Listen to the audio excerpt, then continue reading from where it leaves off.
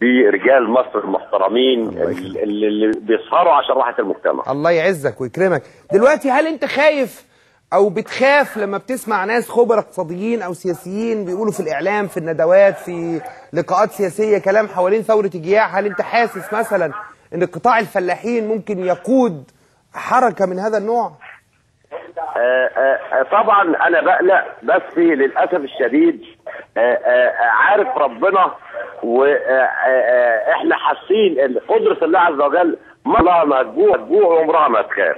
دي قالها في القران، فاحنا مؤمنين تماما ان احنا ان شاء الله مش هنجوع ولا هنخاف.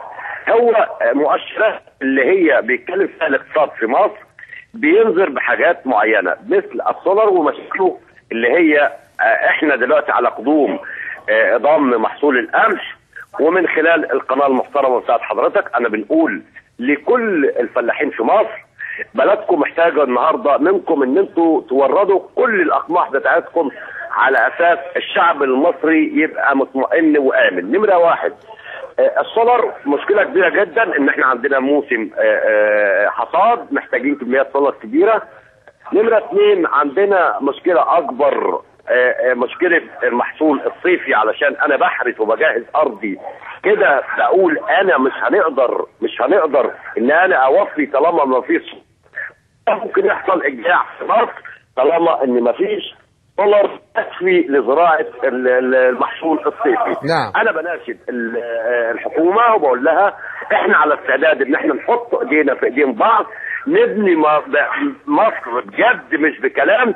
احنا مش بتوع، كان عندنا الحلول يا استاذ خالد، وعندنا كل كبيره وصغيره ان احنا ننهض بمصر، انما مش لاقيين حد يحط ايدينا في ايدينا. عندنا آلية ان احنا نساعدوا البلد ان احنا نلموا القمح بتاعنا وناكله الشعب المصري، مش لاقيين حد يسمعنا يا استاذ خالد. للاسف الشديد هم في وادي واحنا في وادي، للاسف الشديد ما فيش استراتيجيه زراعيه مرسومه للبلد. لغايه النهارده احنا داخلين على الموسم الصيفي ومش عارفين هنزرع قد ايه قطن ولا قد ايه رز ولا قد ايه ذره. قلنا اعملوا تسعيره لكل المحاصيل علشان خاطر الناس ما تتسرحش وتزرع رز وتحصل مشاكل كبيره جدا في مياه الري. احنا البلد النهارده في حاجه مثلا ان احنا يقعدوا معانا ويفهموا احنا عاوزين ايه علشان ينجحوا. طول ما هم قاعدين على المكاتب بيقولوا استراتيجيه هم اللي بينفذوها ولا الفلاح اللي بينفذها يا استاذ خالد؟ صحيح، الفلاح اللي بينفذها. بس ده اللي انا عاوز اوصله للمسؤول. فلازم الاصوات تبقى مسموعه من كل الاتجاهات. انا بشكرك جدا جدا نقيب الفلاحين الاستاذ محمد عبد القادر. اخيرا دكتور عزازي علي عزازي، محافظ الشرقيه السابق والقيادي بالتيار الشعبي، اهلا